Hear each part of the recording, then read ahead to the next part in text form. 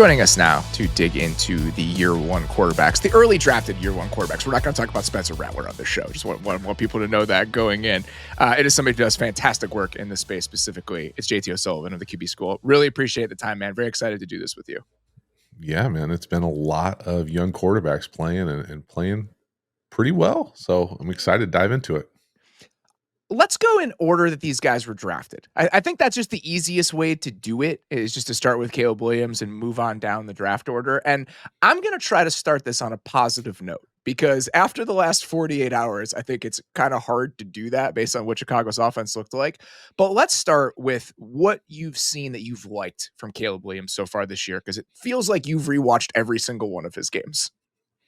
Yeah, I feel like my community of people really are tethered to this success of the Chicago quarterback position. So I appreciate that support from there. But I'm excited. I mean, I think that there's a lot to be excited about. I'm at a privileged spot where I don't necessarily am as emotionally tethered to the most recent outcome as probably other people are with his performances. Consider yourself lucky, my friend.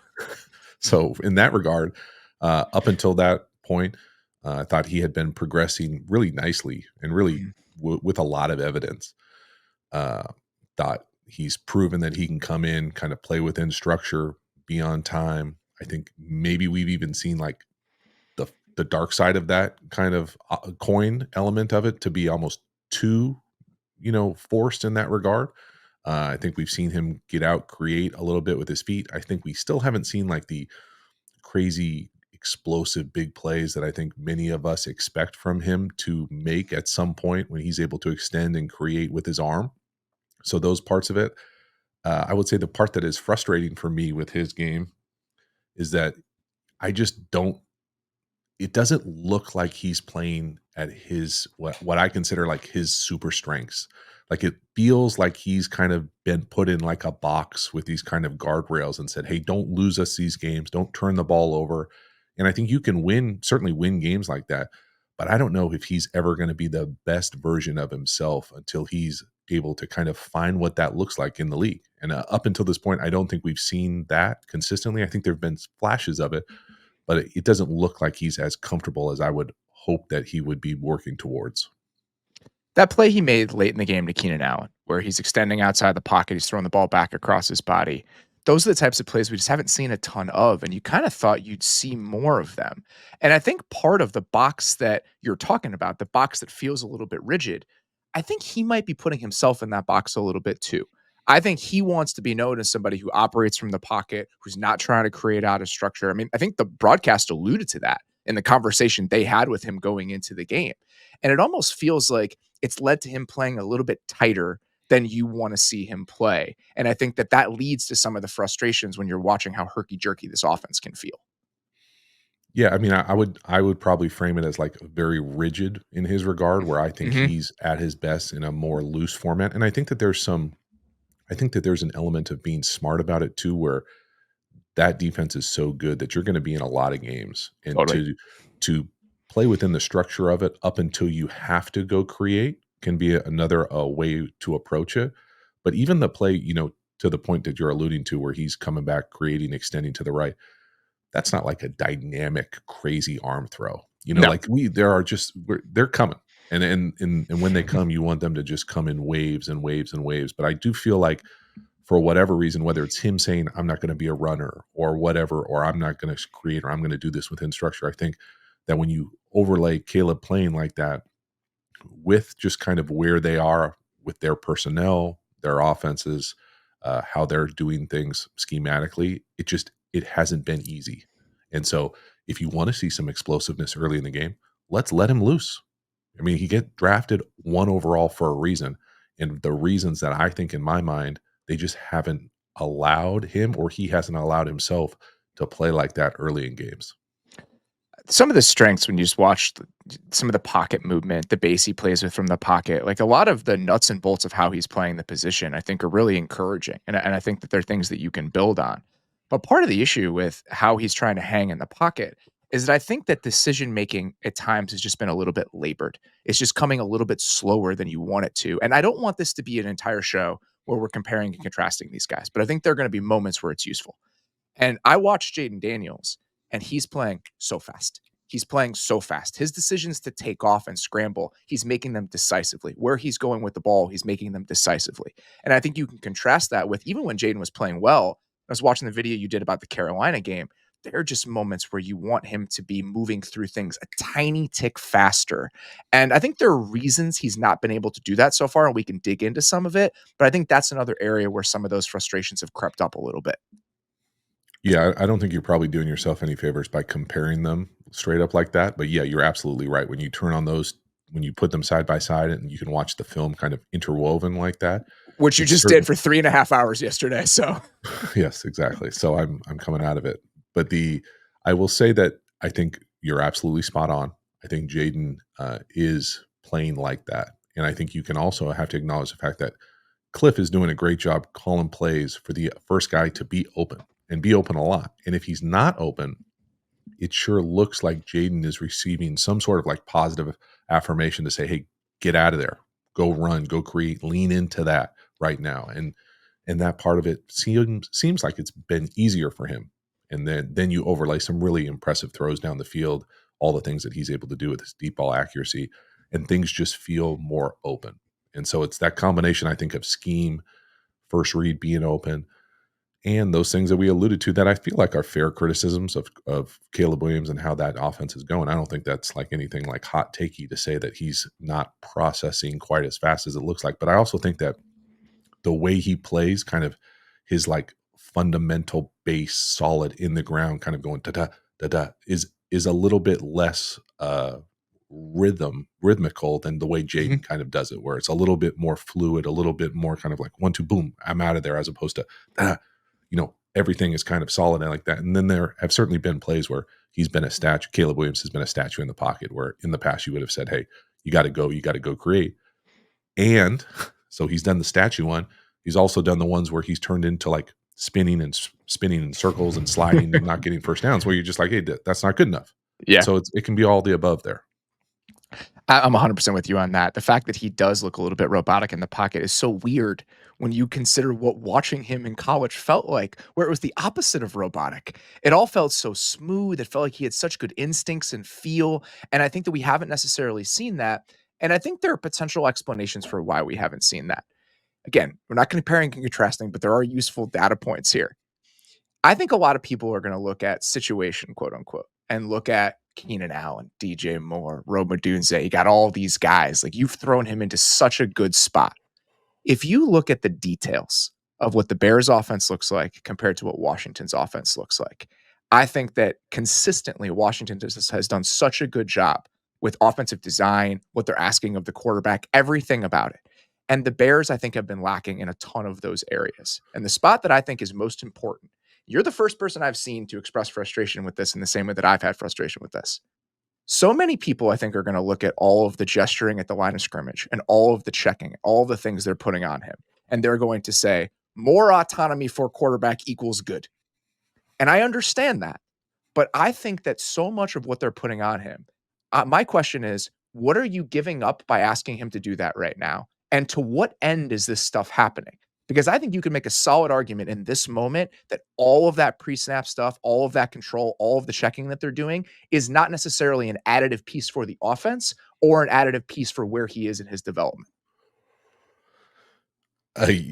Yes. I mean, I don't know what I get frustrated watching it. I'll be honest with you. I totally agree with everything you just said there. And again, I'm not in the building. I haven't necessarily inquired with anyone that might know, but I don't even know what they're doing. Is he declaring who the mic is every single play? Is he calling plays? Are they checking? Are they audibly? And is it like a kill can system? Whatever it looks like, it just looks like a lot. And it looks borderline unnecessary a few times, many times.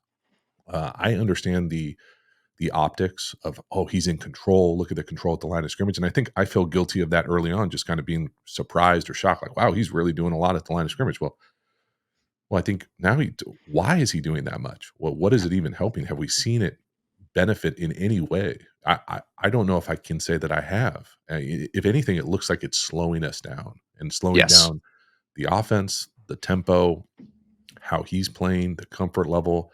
Are we calling multiple plays every single time? You telling me we don't have any sort of like run plays or run it plays that are good versus anything? It just seems like it's unnecessarily difficult. And you just add that as another variable into why that unit probably is not playing as well as many people thought. Now, I would also add that the way you talk about the personnel as a such great positive thing, I probably am not that far along with at least how they're using them up until this point, and so that And part I'm of it. with you on that. And I think that that framing of it is probably wrong. And that's why I want to talk about that because I think on a baseline level, if you just look at the names on paper, you think, oh, they should be absolutely cooking with this group. And I don't think he's necessarily set up for success in the same way that the names on the depth chart would lead you to believe. I absolutely agree. I get a lot of heat in that community for how I talk about the perimeter unit and have for the last few years, but I think that there are some guys that have some very good unique talents. I don't think of them as necessarily like elite perimeter weapons as opposed to other guys that you would put at the top of the tier at really any position. But then how they use them has been interesting as far as who's on the field when, personnel, how they're using them, who does what route, who's pushing the ball down the field, who's running the double moves, those types of things have just felt disconnected, disjointed, almost like we're just kind of like meeting each other trying to figure out what the hell we're going to do. And we've got, guys that are been in the league for a long time that have kind of really good things that they do that maybe aren't as good as they were in the past when you're talking about Keenan Allen, separation, what type of route that we're doing, and then just asking, those other guys to really not contribute yet. I think the Roma Dunes, I think to me is, I thought for sure coming out of the bye, he was going to be a bigger part of many of the personnels, and it just looks like it's the same. And so that part to me is just ridiculously frustrating. You see other guys in the draft class come out and make significant impacts onto offense immediately at the wide receiver position. And for whatever reason, it doesn't look like he's getting those opportunities. Maybe it's something internal, like he can't handle the volume or he can't get lined I up. doubt But that. I mean, whatever it is, it's got to be something because it doesn't make sense to me why he's not out there more. Based on everything I've ever heard about him, I doubt that that's true. I think probably the biggest barrier here, and you've alluded to this, he should be out there in 12 personnel. He's one of the best 11 players on the field. And I think that when you have a future Hall of Famer who maybe isn't necessarily the most dynamic player or the same sort of dynamic player he used to be, there's probably some things that you have to sort through dynamics wise in how often that guy's going to be on the field. But right now, I think that it's hard to argue that number 10 isn't one, or excuse me, number 15 isn't one of your best 11 guys, no matter what personnel you're trotting out there. And then the usage of them is consistently frustrating. Like if you look at the roles for these guys, Rome is your best option as like a vertical on the ball X receiver. Because as much as we want to paint DJ Moore as that guy, he's not that guy. He struggles when he's pressed. He's never been that sort of player. He's somebody when you get the ball in his hands, he can be dynamic. But I just think that how often they're miscast, even within individual plays, takes away from what this unit should be when you combine all of the skill sets. Because I think the skill sets are specific and distinct enough where it shouldn't be that hard to play all these guys together in the correct way. I mean, yes, I think we're exactly on the same page. To me, I think of Rome as a true X. To me, I think of DJ Moore as a true Z flanker, kind of like almost similar to Debo ish as far as like unique talents, as far as very talented with the ball in his hands, Very how you few use people would him. make that comparison, but I actually think that's closer to correct than what they were using him as in the first 5 weeks of the season. I just don't think of him. I think people think of him as a true, like top tier wide receiver one, and how they paid him. I think that there's an argument to make sense that that's how they view him also. But when you turn on the film, I don't see defenses rotating towards him. I don't see him running a complete, robust route tree where he's killing people down the field outside the numbers. He's killing people one on one. He's consistently winning. He's doing every single route that you could possibly do. I just don't. I see him great with the ball in his hands, running away from people. So let's create opportunities for that consistently. Let's not force feed him stop routes outside the numbers. Let's not, go quarters without getting him touches with capacities to run away from people. Let's not give Adunze the every single around or jet sweep. Just those types of usage things to me are bizarre and will never make sense to me. It has to be something where, I'm not a former tight ends coach, but it feels like we're force feeding certain tight end heavy packages when our best people might not be that all the time, and so how they use those guys, I think, is rippling out to the perimeter, and so it just becomes harder and harder to make sense of what they're doing. And then we haven't even talked about the state of the offensive line yet. And I think an important thing to do here is to not complain about personnel. There are a lot of bad offensive lines in the NFL that don't feel as bad as the Bears are at their worst moments. I think the more important point to make here is that when you watch the Bears offense, quarterback included, all of these guys feel like lesser versions of the players they should be, and that extends to the offensive line. The plans are bad, the details are bad. You're just not setting things up to make the game easier on the 11 guys you have on offense. And I think that the contrast of that is particularly stark when you watch them play against Washington and what Washington's offense feels like down in and down out right now. Yeah, I mean, I think part of it is whatever iteration of the offensive line they've tried to work, it seemingly hasn't. And you almost kind of like scratch your head about like, I get it. There are not a whole lot of offensive linemen walking on the street that you're going to be able to plug and play in this type of situation.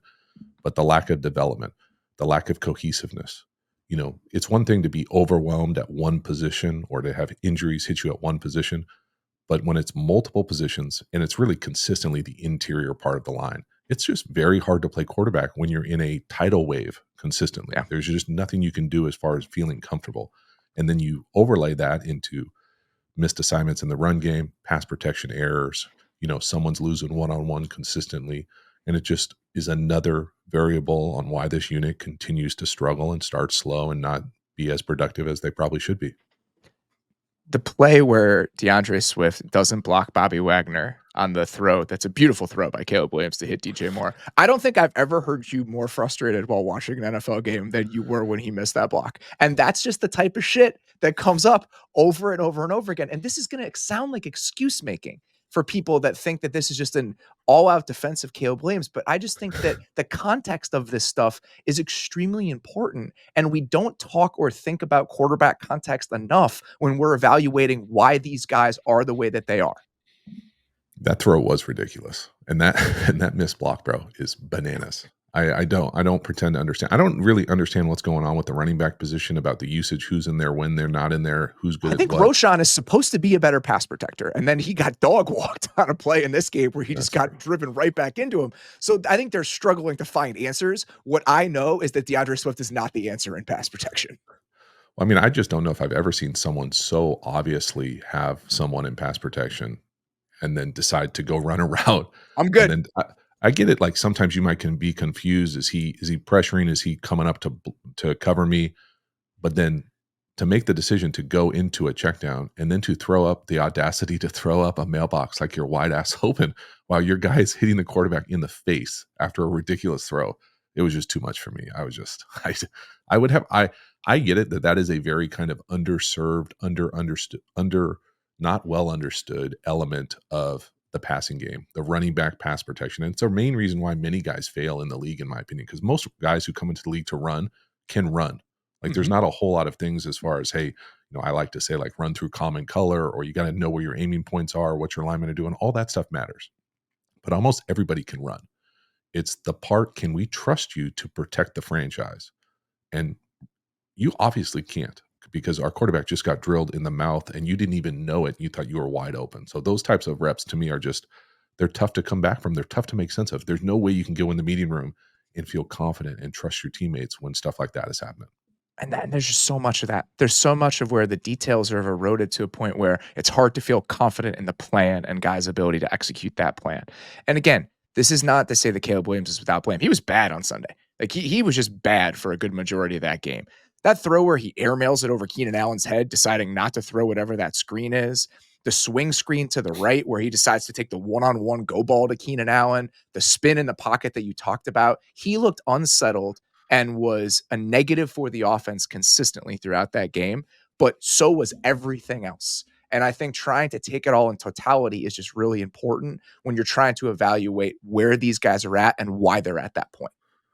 And I think it's useful sometimes to talk about, okay, Smart guys. What can we do to help that? If we had anything to do with that unit, and I think when you overlay it with watching Cliff and company on the other side, you Yes, see a sir. perfect example of, hey, let's get somebody comfortable. Let's be creative with how we're using these screens. Let's get easy completions. Let's have the first read be open and consistently open. Let's encourage our quarterback to use his feet and protect himself and those types of things that I just feels like, man, the model is right there.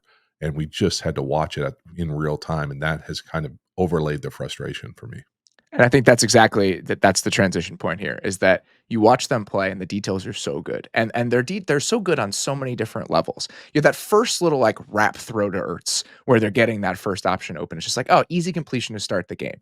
The honestly, one of the best calls of the entire game on Sunday was that screen that call back on the touchdown. And even the timing of calling that screen and just the way they came out in the third quarter.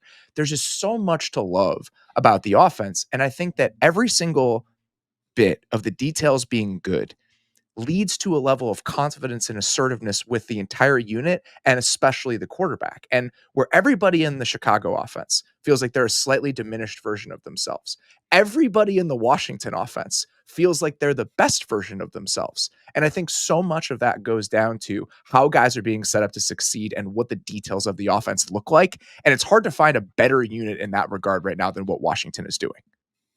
Yeah, I mean, I really love what Cliff is doing. One of my interesting things that I was just naturally curious about coming into the season is to kind of see what Cliff, 2.0, 3.0 looks like coming back into the league. And I really think you can see the evidence of him taking some of the best elements of modern college football, like some of the screen game elements, and Unbalanced overlaying it. offensive lines.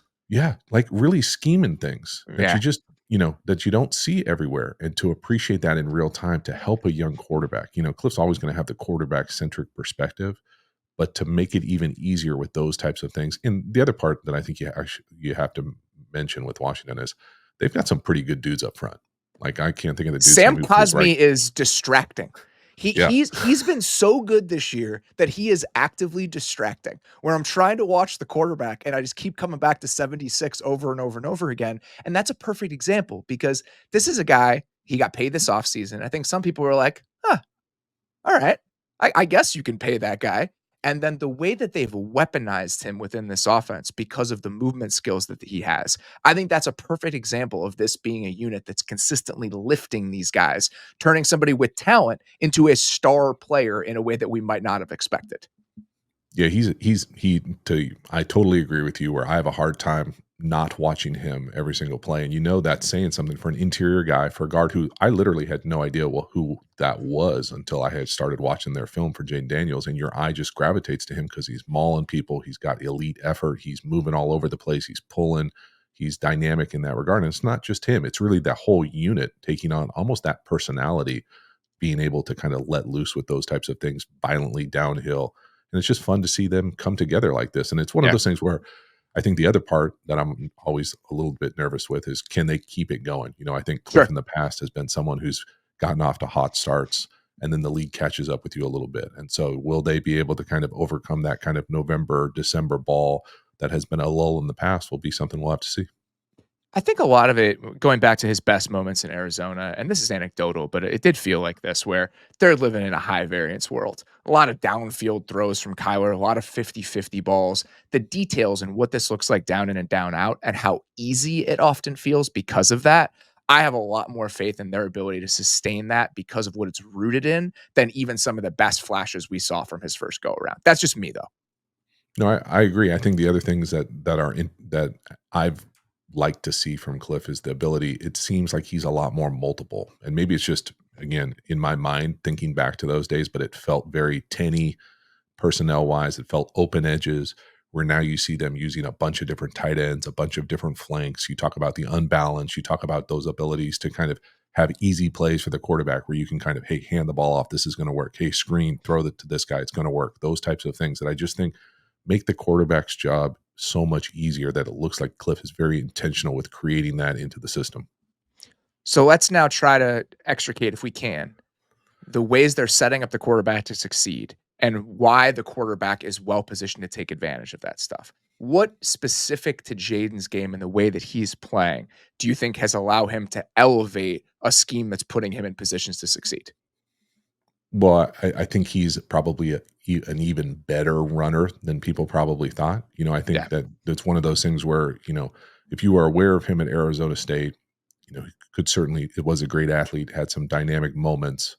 He goes on, has a great season at LSU, but it's one of those things at LSU. Sometimes those guys are like, is it just him playing with a bunch of top 10 dudes out there, which is also a thing, but Yeah, was he throw for like making them better? 180 a game on slot fades. It's like it's hard to figure out exactly where the quarterback's role in all of that comes in. But he's now been able to do that in the league, and the Yeah. the downfield accuracy is a real, and the speed is real, and so when you overlay those skill sets together, and it looks like he's comfortable with it. That's the other part that I think is sometimes you never know with guys coming into the league where, how much of it is, "Hey, I'm gonna be a pocket passer. I'm gonna prove these guys wrong," to, "No, I'm gonna lean into what I do, and I'm gonna have a system that allows me the runway to do what I do and do it at a high level right away from the jump." And that's the part that I think has been so impressive with Jayden and company is because he does throw it very well. He was in a very, what I would consider a collegiate structured system with Brian Kelly Mhm. and the expectations for the drops, the precision, the timing.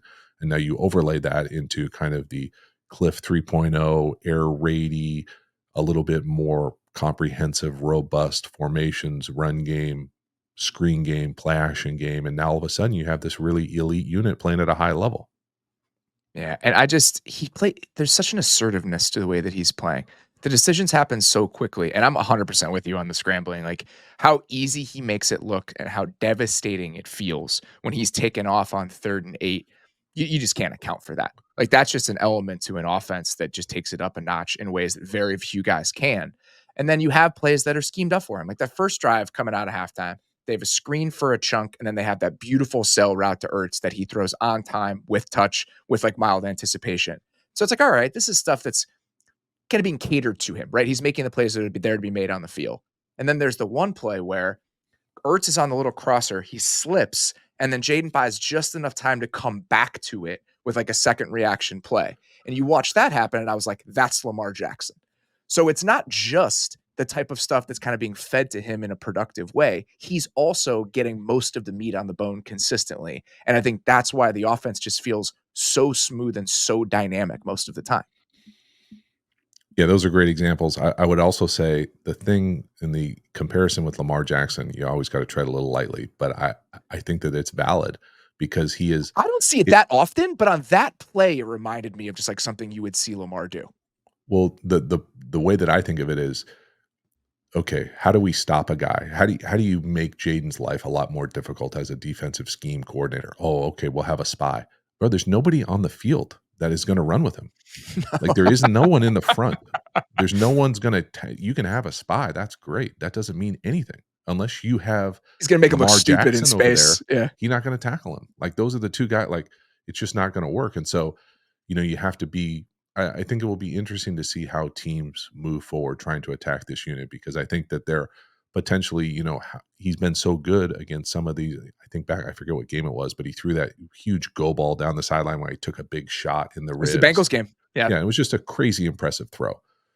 But how the league wants to pressure or put him in those situations to do that consistently. If he can do that consistently, I mean, you're just, you're an elite top tier guy right away. And so that's pretty damn impressive. But his ability to get the easy first downs, get a handful of easy first downs with just pure speed and pure like gallop, just stride out to get a first down is awesome. And he's making it look as easy as he did on Saturdays.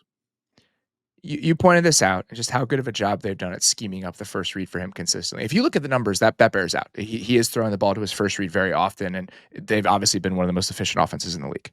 If we can get to a place where defenses are making it slightly harder and he has to progress more often and maybe buy himself a little bit more time in the pocket before taking off, how confident are you in his ability to bridge that gap over the next 8 games, over the next 2 years? I mean, I don't think there's any reason to think he can't do that. I think it's certainly harder to consistently live in that world, but it's one of those things where it's absolutely going to happen at some point. But there's nothing that's been any sort of barrier to entry for me as far as thinking he can't get through those types of things consistently. I just think it's a much harder game when you're not one and run, one scheme, screen, chunk. All of a sudden, all right, now we're down 2 scores.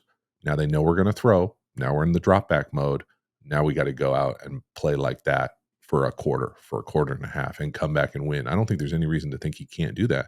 But it's one of those things where it's just that next progression for guys, and you have to do it in real time when you're an NFL first round pick, your rookie year. Yeah, I'm with you. I have this may sound aggressive. I have more faith in his ability to win an MVP award, that is going to happen, than him being like merely an average quarterback in the NFL based on what he's done so far. Like, I have a lot of faith in where he can go from here based on what the nuts and bolts have consistently looked like. He's 8 games into his career and he already looks like this. I mean, yeah, I might pump the brakes on like the MVP immediately, but like the I'm talking like 4 years down the road. Like, okay, yeah. eventually we'll win an MVP award All right. over I'm not going to put being the knocked. ceiling on him, but it feels aggressive to me. But I'm certainly excited to see it. I think the other part of it that just because we're in kind of that small end sample size is like you got to stay healthy. Yeah, You do. of Like course. one of the bigger things with him was just like bizarro collisions that we Mhm. just haven't seen as very many. There haven't been a few, but you just want him to continue to make good decisions when he does run the ball, because when you run the ball, people are gonna take and the better you play, the more you run the ball. You're absolutely a target out there, and you can have the rules be as beneficial as you want to protect the quarterback, but it's one of those things that it's always living on the edge for me a little bit. So you want to continue to see him make good decisions, protect himself when he gets out there. Let's move on to Drake Maye. Obviously, you only got a couple Drake Maye starts to this point, but going back and rewatching, your take on his game against Jacksonville, there's just a lot to like. I mean, when you watch him, he already looks comfortable. He's already making a couple impressive splash plays a game. Through his first few starts, what have your initial impressions of the Drake Maye experience been like? I think overall very positive. I think he immediately got better first start to second start. I thought he looks comfortable out there playing with a bunch of what I would classify as a challenged offensive unit on a It's very kind. yeah, a number of different ways how you want to frame it.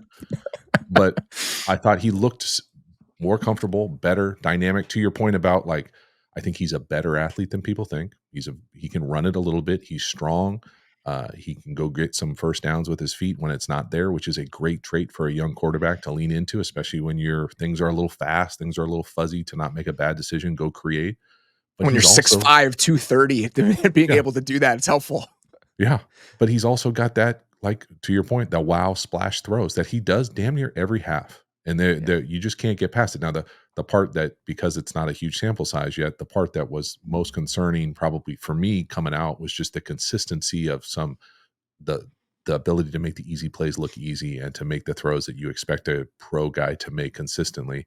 You know, has he overcome that? Is that not an issue anymore? It's going to take more games to find out, but there's no reason to think he couldn't do that. We knew coming out that there was a chance that there might be a couple frustrating moments a game, whether those be some footwork things that lead to a spray or him being overly aggressive. And that's happened, right? There are going to be 2, 3, 4 plays a game, even when he's playing well, where you're just like, whoopsie, that's not what you want there. But I think that 2 games into his career, 2.5 games into his career, the ratio of, oh shit, I can work with that, to, oh, that wasn't very good, is very much in his favor, and I think very much something that you can get on board with. Yeah, I mean, I think the thing that is frustrating when I watch him is I think sometimes he has a similar trait to how I think of Bo Nix a little bit, where they will occasionally make things more difficult than they have to in Oh, the we'll talk pocket. about Bo Nix. And so it's one of those things where, if you can eliminate that, and part of me wants to give the player a little bit of grace when it comes to this, because yeah, they choose where they go to college, but the development for all these guys can be a little bit different. And as far as different timeline, I remember being in NFL quarterback meeting rooms halfway through my career, and a coach would say something to me that I had never heard before. That was like a light bulb moment to be like, well, where the hell were you, 5 years ago when I could have used this, to help me, those types of things. So I want to see Drake just make life easier on himself and become a lot more polished from the lower half, so that he can be more consistent. He can be more precise. He can be more on time. He can better understand the timing and precision and rhythm that I'm assuming Alex Van Pelt and company expect from that position. And so you overlay that with the athleticism, the development, the decision making, and all of a sudden the roster starts to improve. And now all of a sudden we're feeling pretty good about ourselves. Yeah, I think the comparison that I would make in terms of, all right, you're super, super talented, right? You're top 5 talent. You can throw the ball over the yard. You're huge. You're athletic. If this continues to be something we talk about, where you're bouncing around the pocket unnecessarily, you're making some of these throws harder, that's the reason, in my opinion, that watching Trevor Lawrence is frustrating at times, is because he has all the talent in the world and he has a propensity to do that a little bit too often. And you're seeing some of those sprays that make you want to pull your hair out. So it's about making sure over time you start pulling that stuff out a little bit. You start pulling that stuff out more consistently so your play can be more consistent. And I think that's going to be what the process looks like for Drake Maye, at least the way that I see it.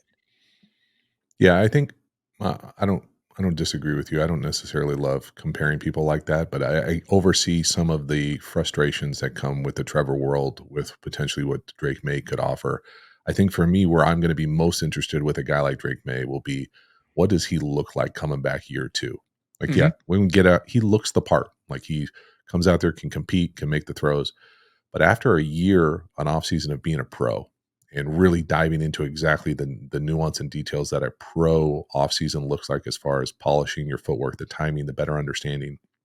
If he comes back and looks like what I think of, kind of almost like now Jordan Love had a little bit longer runway, but Jordan Love playing year one versus coming in to play the year, starting the timing, the rhythm, the footwork, the balance, all those types of things just look polished, pro ready for me.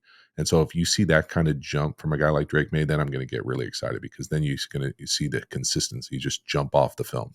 And the fact that we're talking about details of how he's moving in the pocket as the stuff that probably needs the most work, I think that's a really good place to be 2 games into your career when that was a pre-draft issue that people were talking about, even if it was a little bit overstated. The way that he's seeing things, how quickly he's playing, that stuff feels really good right now. And if that's the case 2 starts into your career, that's worth getting excited about. And I just love how aggressive he is. Like, so often on these high lows, he's taking the high. He's throwing that Tampa 2 seam ball with a defender's back turn because he thinks he can get away with it. So often he's trying to make the best play on the field. And I think starting with that mindset when you're somebody with Drake May's skill set, I can get behind that. Like, that's something I can very quickly get excited about. He seems to be in that place for me right now. Yeah, I mean, I think it's impossible for me to be that excited with only a handful of games Of in. course, yeah. I think if this was the real middle of the season for him and he had taken every snap and he was playing like that, then absolutely. But it's one of those things where, we just need to see it more. There's no reason to think he can't do that. I think that there were concerns coming into the season that are still there, but the little window that we've seen is very optimistic. And again, I love seeing guys improve immediately in real time within our eyes. That's why you want them out there. I think it's always interesting to hear the kind of like ex post facto kind of, he shouldn't play. Look at the development. Patrick Mahomes sat, Jordan Love sat. Like, it's easy to cherry pick those examples, but for the vast majority of people, they need to play to improve. And so to get Drake May out there and see him improve in real time, even though it's a small sample size, is still very encouraging. He's checked a lot of boxes. I think that's the way that I would frame it over these first couple games. You talk about guys improving in real time. Did you get to watch Bo Nix's game against the Panthers on Sunday? Yeah, it's actually loaded right now. It's ready to go. I have to click a button after this interview for it to go. I'll be honest. I watched the Raiders game, and the way that he played in that game drove me bananas. Bananas. The hopping in the pocket, the consistent checking the ball down, I'm watching it, and it is actively frustrating. And then we talked about the Saints game, watched it in real time, didn't think he played very well in that game. I thought that what he did on Sunday was the best performance of his career by far, by like leaps and bounds, the best version of Bo Nix that we've got. And I know it came against the Panthers and it came with fantastic pass protection. The pass protection was good against the Raiders, and it was still very frustrating to watch him. So I'm curious how you think that performance compares to what you've seen from him for most of the season so far. I totally agree. But by far the best film I've seen with Bo Nix across the board. And yeah, you have to caveat it with the opponent, with the pressure that was there. But it's not Bo Nix's fault that they couldn't rush the passer. He's out there converting damn near every third down. He is being accurate. The things that he does well, for me, athletic, uh, is really precise on the underneath throws. I thought maybe that was actually kind of where he maybe wasn't up to his normal standard just because Mhm. it's so elite. Like he literally throws handoffs at the line of scrimmage. It's really impressive. But he was throwing the ball down the field.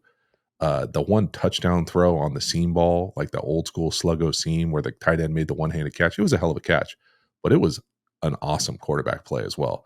He drove that ball down the field. The defender's back was turned, gave his guy a chance. There was another play, a play action play where he looked to the right, had like a deep out, didn't like it, thought the flat defender got underneath it, reset his feet and threw a big backside in. I mean, it just looked the part. Like it was Sunday quarterbacking. He looked comfortable. There wasn't a whole lot of wasted movement. I think of, again, Bo Nix as a guy who will get himself in trouble, who sometimes struggles to see down the field, who sometimes moves unnecessarily with his lower half and makes life difficult on himself. But there was really none of that, and he played at a really high level the entire game. Yeah, I'm 100% with you. And that play where he's coming back to that backside dig, there's like 4 minutes left in the second quarter, and the timing on that throw, the decision to make that throw, it's like, "Ah, shit, okay." Like that looks pretty good. And the Troutman throw, it's a great catch, right? But even the willingness to make that throw is just stuff that we weren't necessarily seeing early in the year. And I think the confidence and that has been growing with him is kind of breeding a little bit more aggressiveness. He's willing to push the ball down the field in this game consistently. I mean, I think on the first play of the game or the first drive of the game, there's a big in that he's willing to rip. And that was just the feeling all day. And when you're combining that level of aggressiveness, seeing the game the way that he was, and not hurting himself. I mean, if you look at what he looked like in the pocket and how calm everything felt, very rarely in this game was he putting himself in unnecessary trouble. He finished 28 of 37. I think that undersells how good he played. Like It there are does. 2 or 3 plays in that game that they left on the field. I mean, the Troy Franklin deep ball could have been caught. There's another contested catch that could have been caught. So I left very impressed by everything that he put on the field on Sunday. And yes, I'll talk quickly about that first deep end that you mentioned. So the deep end that he throws, it is a nice throw in 2024 football. Now we play 2024 football nowadays. It's one of those throws where if that doesn't go your way or that turns into an ambulance shot, the whole day is probably different. Sure. But because he does rip it, he's aggressive in that intermediate zone, which is a nice step for me in my mind with him. It then He wasn't making translated those throws early in the season. He just wasn't it making them. it bubbles out to everything else. So he's able to do what he does as far as the athleticism, the off platform, the really nice touchdown throw to the left. He made some nice extension plays to the right. And really, to your point, it was better film than it was a box score. And it's a good box score. And it's one of those things where it's just a really impressive day. I just really like the fact that it looked more polished from the pocket, where there wasn't what I consider like he wasn't bringing his feet together. He wasn't late. He was on time with so many of those things on rhythm that it just allowed him to flourish and have a great day. There are a couple frustrating moments. He takes an awful sack on third down in field goal range. But again, it's kind of like the Drake May thing. He's 8 games in his career. Like there are going to be a few moments every single game where you scratch your head a little bit, but the ratio in this game was just so much more encouraging than I think what we've seen from him, even as the Broncos have stacked up wins. Trying to separate those two things, I think this was a different sort of performance from him, even if the competition was bad. Yeah, I mean, it was definitely his best. I mean, I'm fascinated to see what it looks like when it's a little bit harder in the pocket, when it's not quite as 7 on 70 back there. But the other thing that I will say, and I've been critical of the play calling in some of the Peyton stuff in the past, they were locked in. They were crazy aggressive. The 4th and 1 double pass up 3 touchdowns, it was just like a heat check. Like it felt very like NBA jams. Like it was just like, yeah, we'll let this thing rip. And it was like Davis Webb was having like the greatest time ever on the sidelines, just like had his hands up every other play for a touchdown. It was fun to see. It's fun to see offense like that. I appreciate offense like that. That's my kind of favorite offense. And so for Bo Nix to go out there and have that performance, good on him for getting better. Yeah, it was definitely a step in the right direction. I actually really enjoyed watching him play in that game. It was a stark contrast to my experience watching him in that Raider game where I wanted to pull my hair out the entire time. All right, let's get to the categories that we like to hit on this midweek show. Let's start with upon further review because I think that this is going to bleed into some news that crept out today.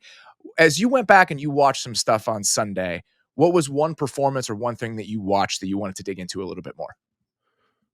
I mean, there are a few things that jump out for me. I think the upon further review that you have to talk about from the quarterback position specifically is Anthony Richardson That was mine and as well. and what that was. uh, before hearing the news, before this thing went on about him no longer starting, I guess, I was going to look at this from a perspective of the tapping out thing. It's exhausting. I think it's been talked about ad nauseum for a number of correct reasons, and I literally have never seen it before or thought about it. And it obviously was a window into him probably not quite understanding the role and responsibility that he is tasked upon. But to me, the part that now, couple hour, days away from it, I don't I think the only thing that matters is how he plays moving forward. Now, if he doesn't get a chance to play and it's already over, well, then it's already over.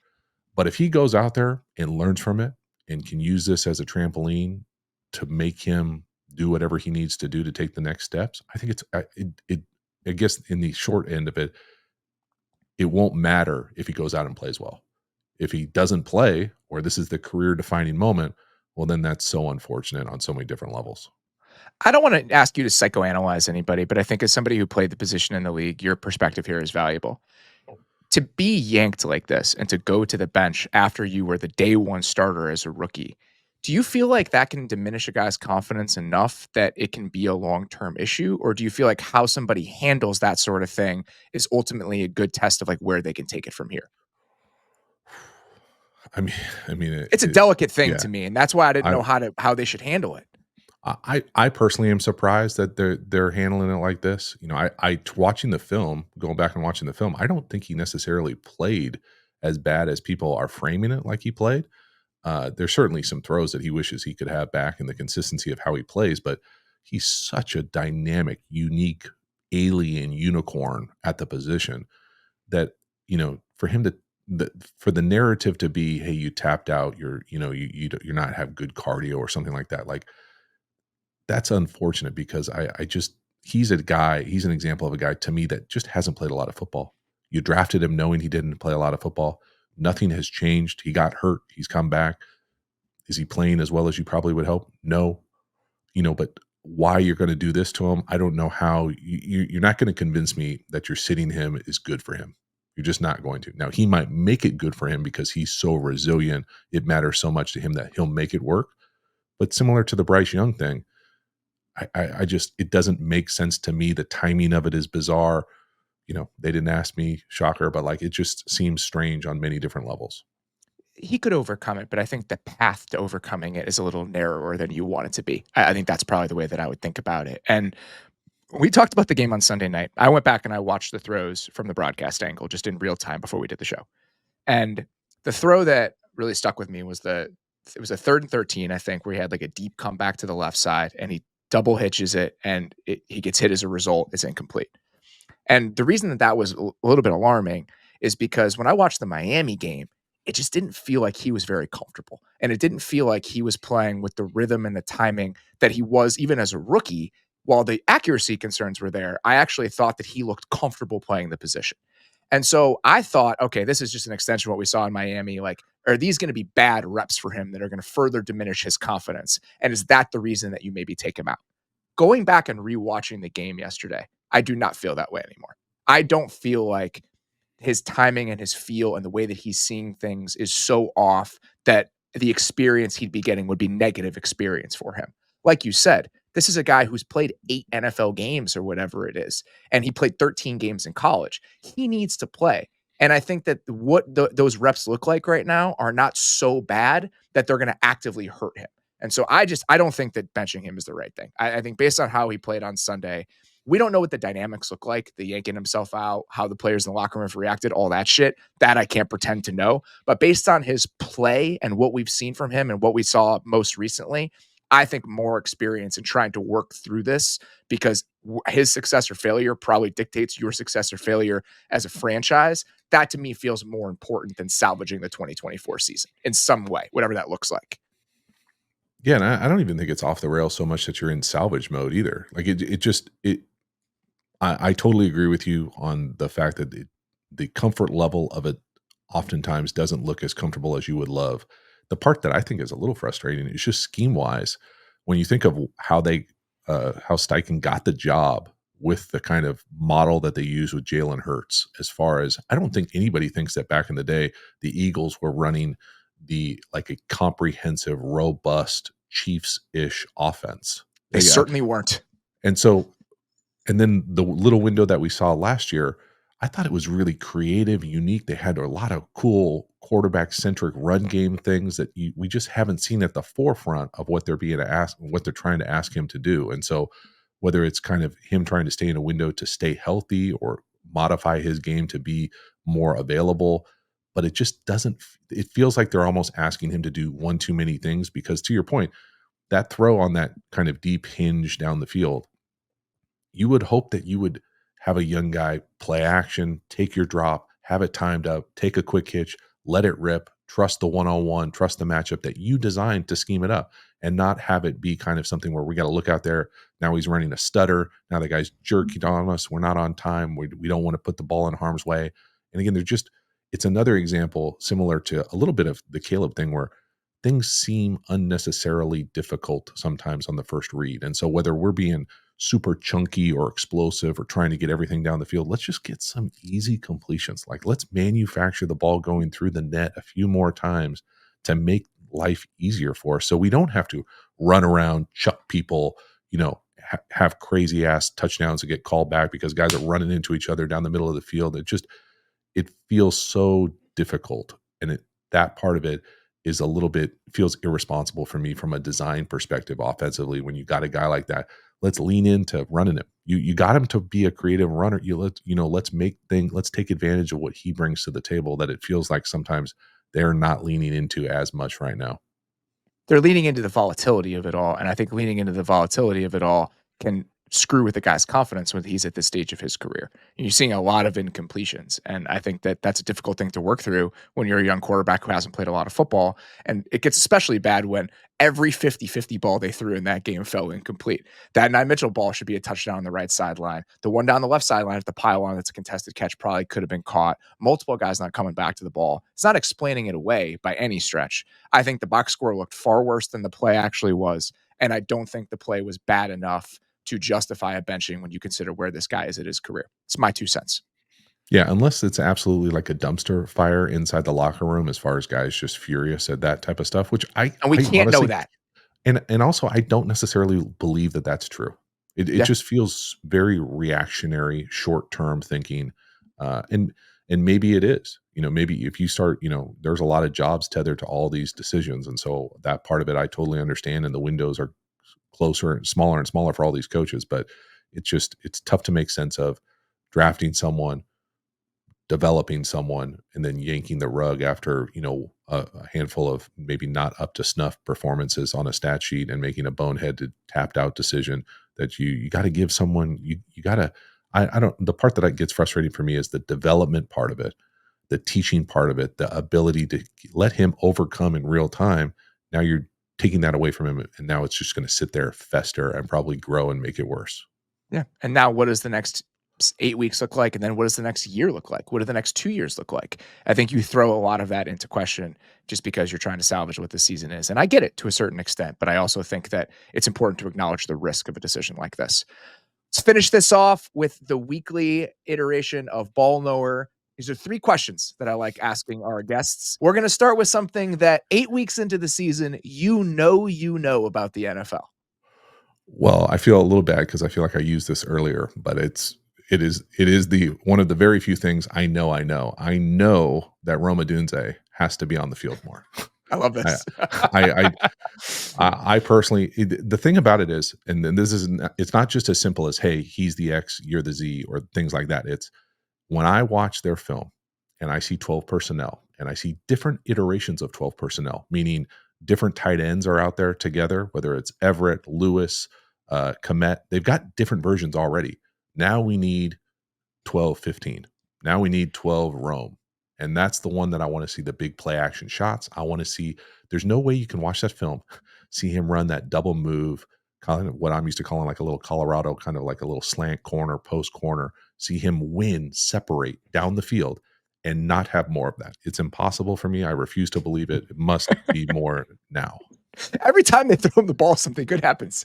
Every single time. And just at a certain point, you're fighting against the tide when you're not listening to that. So I love that. You're not going to get any pushback from me here on that one. What is something that you think you know 8 weeks into the year? All right, this one is a little bit more uncomfortable for me because I'm not not quite as confident, but I want to lean into this. In the past, in my mind, my channel is very quarterback centric, obviously, but with that comes a lot of play caller design, how important the play caller is, the relationship with the quarterback. In the past, I would have said easy 1-2 for me in no real order would be Andy Reid and Shanahan. Those two guys I think have separated themselves for a long time. This year, it feels like Matt LaFleur is right there. And it's been really a masterclass. And I think it's magnified even more when you do it with multiple quarterbacks. But when you watch their film and you see how that scheme is so adaptive, so dynamic, so modern, so many shifts, movements, RPOs, play action, move the launch point. We're getting multiple options at the line of scrimmage, multiple guys doing it, quarterback run game. It's just it really it's a pleasure to watch. My face hurts from smiling so much when I turn on that film. And you overlay it with Jordan Love, who's obviously a dynamic talent throwing the ball when he's healthy. But to see what Malik Willis has done too has been a great story in the NFL. It really it's one of those things where if I had to pick a play caller for a team that I wanted to root for or play for, it would be hard for it not to be LaFleur right now. He's doing a phenomenal job, and he probably should have won Coach of the Year last year. It's just always hard. Like so many guys are deserving. Giving it to Dan Campbell last year, I'm 100% fine with, considering the job he's done in Detroit. But I'm with you, and I think that it's such a nod to how much continuity matters, right? And I think the best example of this, when you talk about that offensive staff, they're in the game on Sunday.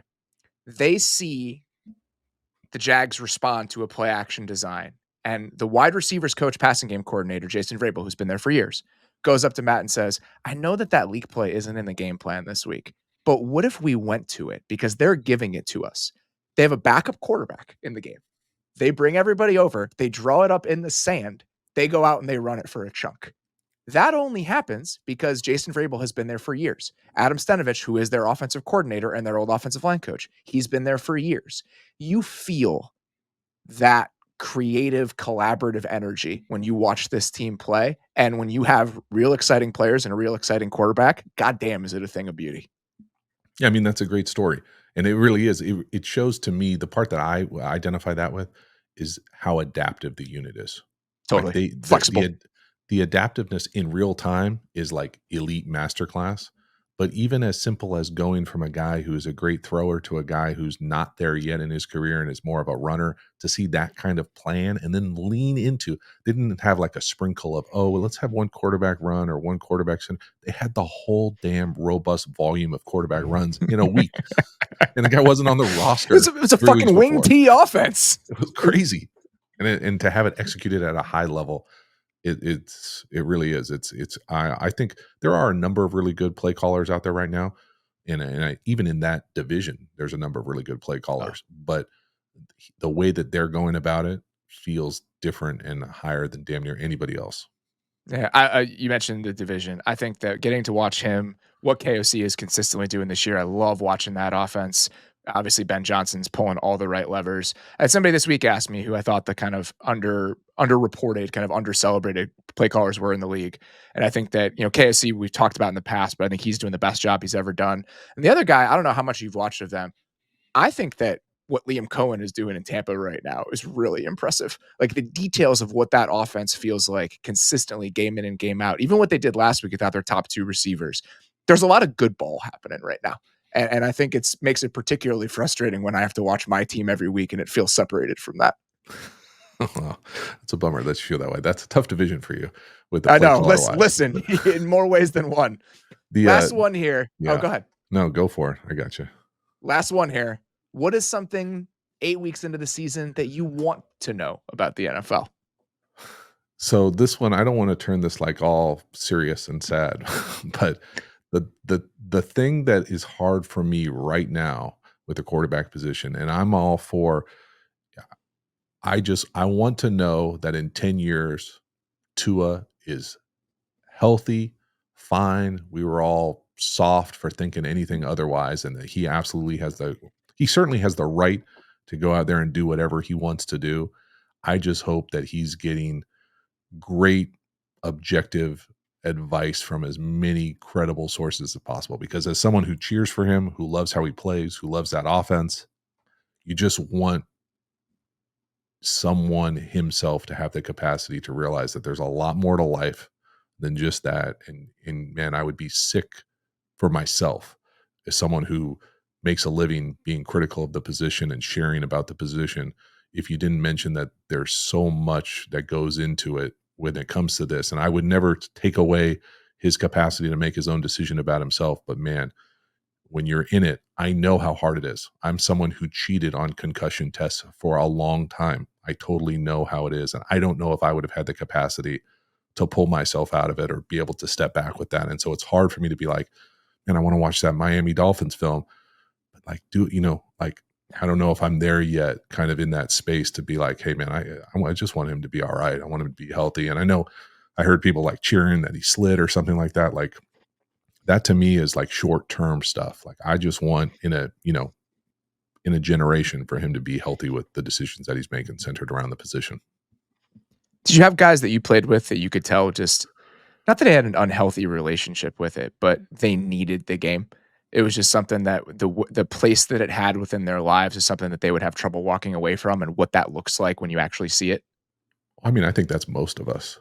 Yeah, I would say, the easy example is in San Diego. I used to work out for a little bit about the same time at the same group that Junior Seau worked out at, and those types, the relationship that he had with the game, with this community, and what it probably ended up impacting his life on so many different levels. You just it's so hard to make sense of it in real time when you're going through it, especially if you're an elite competitor and so much is demanded on you and you hold yourself to such high expectations. You got to be out there. You want to be out there. And there aren't really guardrails to protect yourself from yourself, even though there seems like there's so many of these like systems in place to do that. At the end of the day, you've got to make the decision about your own health, about yourself in real time. And it's tough, man. And I love watching him play. That's the other part that's tough, is like, I love the way he plays. I love the anticipation. I love that unit. I love everything about his game. Just want him to be able to enjoy everything about, what this life is going to bring him.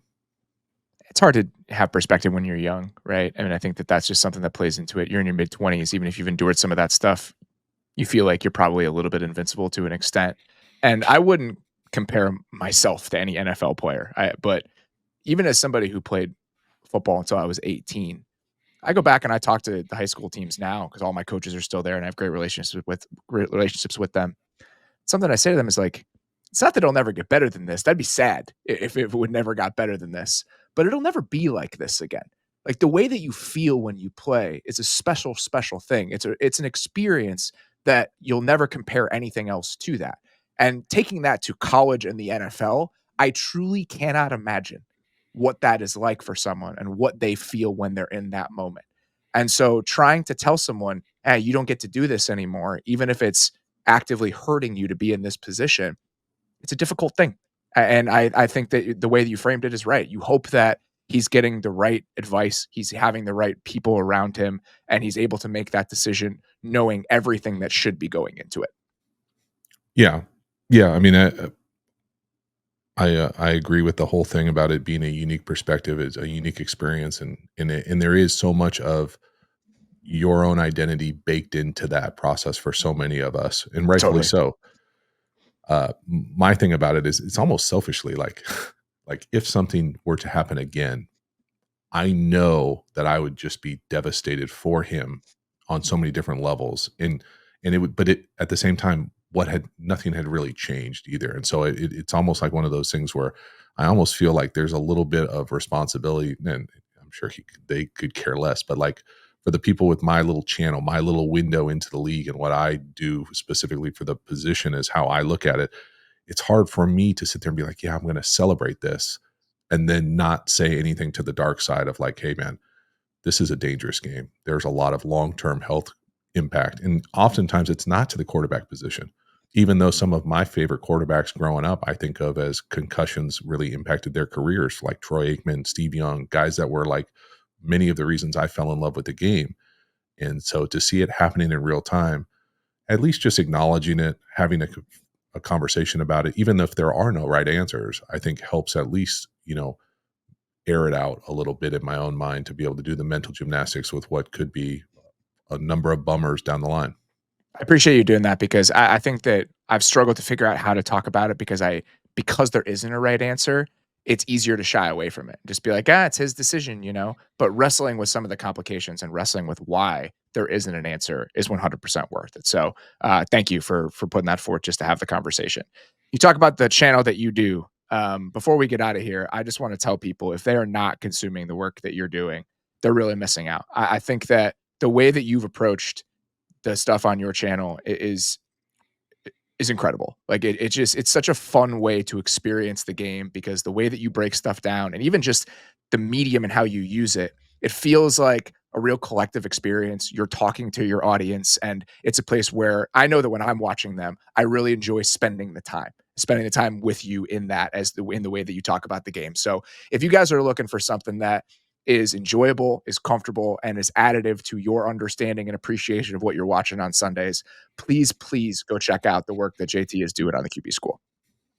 Well, I appreciate the kind words. I really do have a lot of fun doing it. Way more fun than I would have ever have thought. And I just try to continue to kind of share with the community, and I get as much back as I put into it. So I have a blast with it.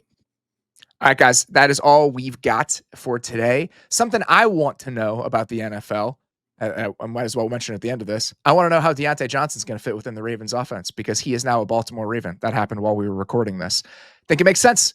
I like Zay, Deontay Johnson, Rashad Bateman. Bateman can now be like the vertical presence they want him to be. I like it. I like the Ravens pushing all their chips in here because I think this is a really good team and a really good offense. But we will talk about that a little bit more at length later this week. All right. That's all we got. Sincerely appreciate you guys listening. We'll be back with our Week 9 preview on Friday. Thank you to Dan. Thank you to JT. Thank you to you guys for listening. Talk to you very soon.